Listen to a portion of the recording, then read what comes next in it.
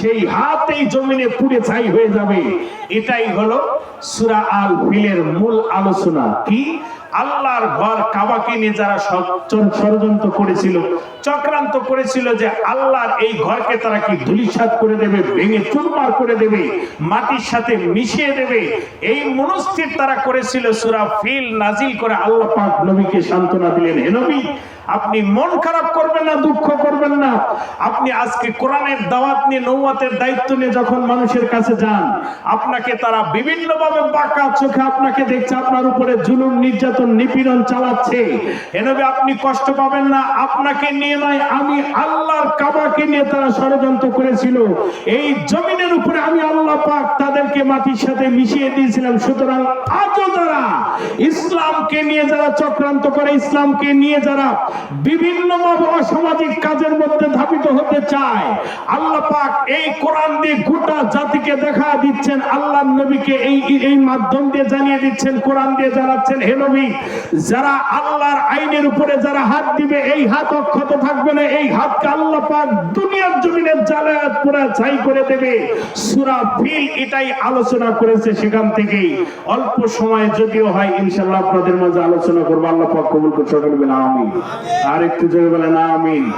আমার মুসলমান ভাইয়েরা, সূরা ফিল আলোচনা হয়েছে যে কাবা, এই কাবাকে তারা ভাঙার জন্য পরিকল্পনা করেছিল বাদশা আব্রাহা। নাম কি? বাদশা আব্রাহা। সে চিন্তা করেছিল কাবাকে তারা ভেঙে মাটির সাথে মিশিয়ে দেবে, এটাতে যাতে মানুষ আর হজ করতে না আসে। এখন বলেন যে আল্লাহর বিধানের উপরে যদি কেউ হাত দেয়, সেই হাত দুনিয়ার জমিনে কি হবে? পুড়ে ছাই হয়ে যাবে, আল্লাহ পাক ধ্বংস করে দেবে।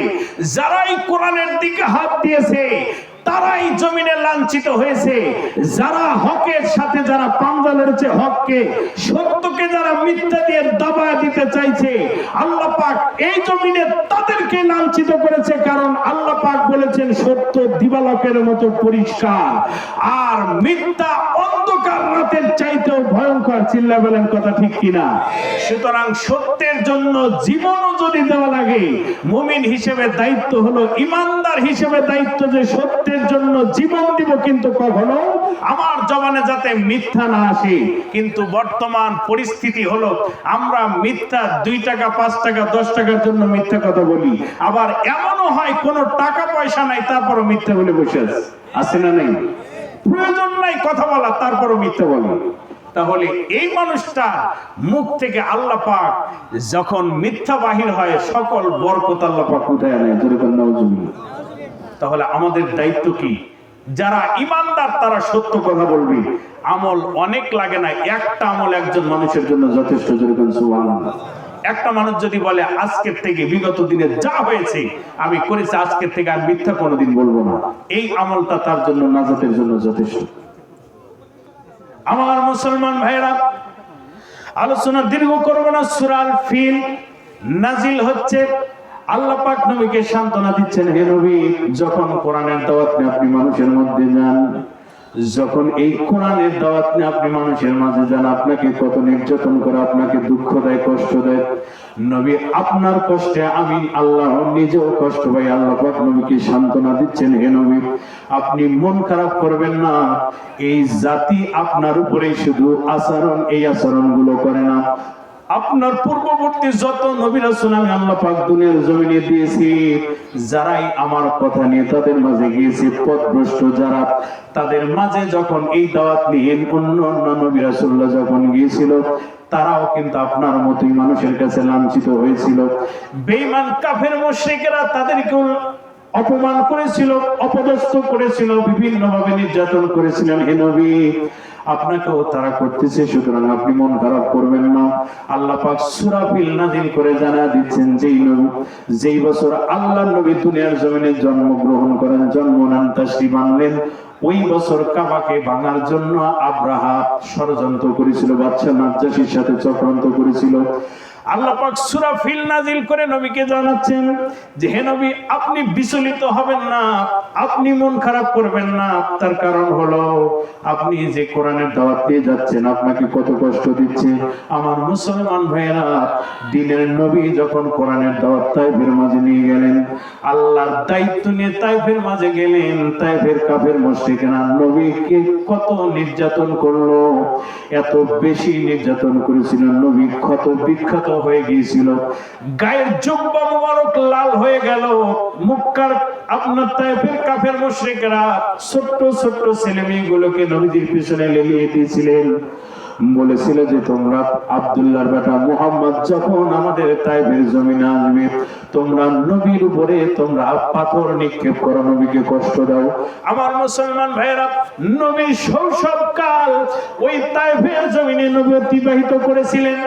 ওই তাইফের জমিন এমন একটা সময় ছিল, কোনো বৃষ্টি ছিল না, এত বেশি খরা হয়েছিল, কোনো সবুজ গাছপালা জন্ম নিচ্ছিল না, মানুষ পানির জন্য হাহাকার ডেকে গিয়েছিল, গাছে কোনো ফল ছিল না, সবুজ উদ্ভিদ ছিল না।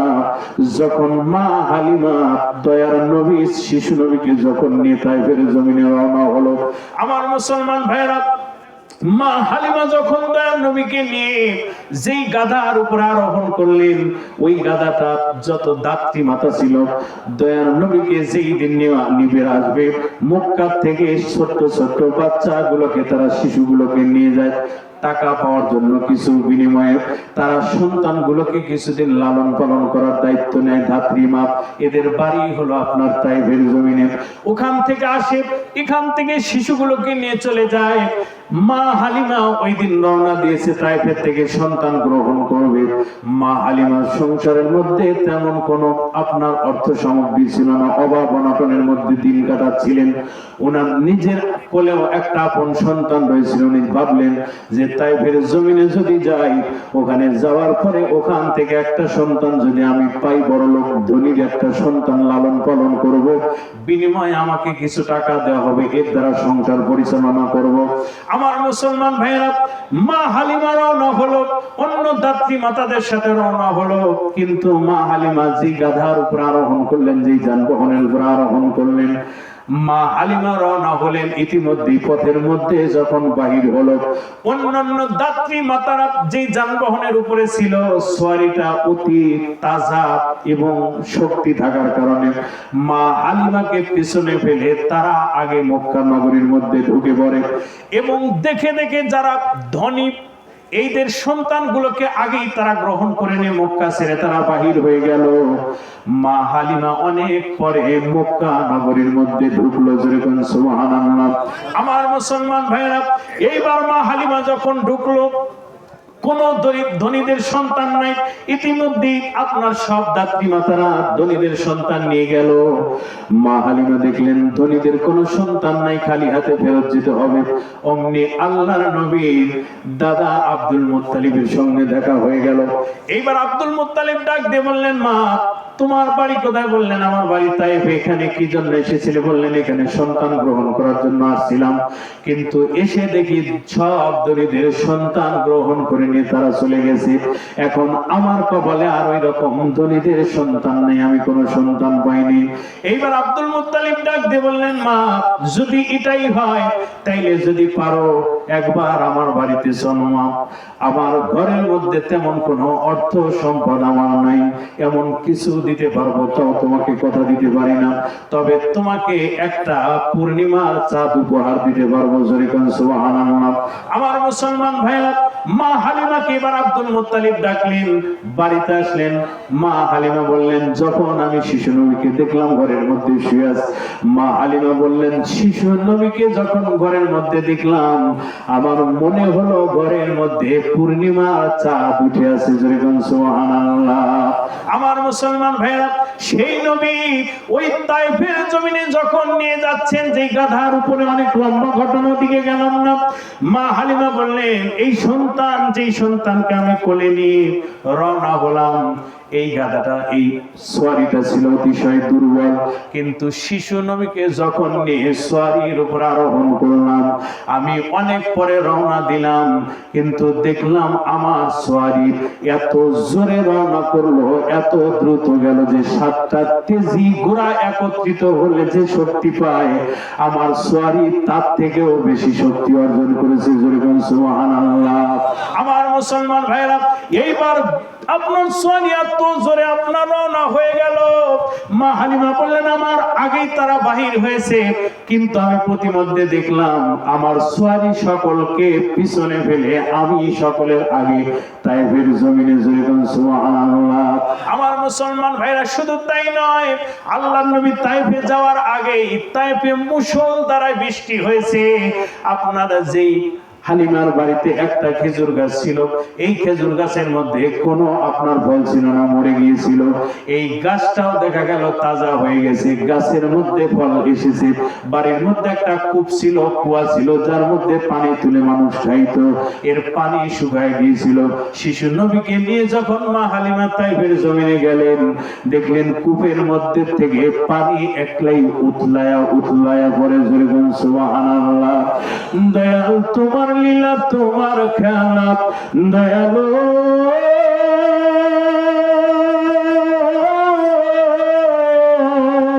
দয়াল তোমার লীলা, তোমার খেলা বোঝা বড় দায়। আজব খেলা খেলছো দয়াল বৈশানীর আলায়, আজব খেলা খেলছো দয়াল বৈশানীর আলায়। আদমকে সৃষ্টি করিলা, তার ভিতরে প্রেম দিলা, কত রঙ্গ করছো দয়াল বোঝা বড় দায়। তোমার ইশারাতেই সূর্য ওঠে দয়ালো,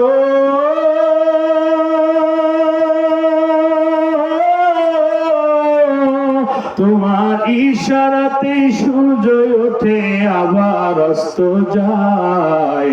আজব খেলা খেলছো দয়াল বৈশানীর আলায়, আজব খেলা খেলছো দয়াল বৈশানীর আলায়। জয় কোন আল্লাহু আকবার। আমার মুসলমান ভাইরা,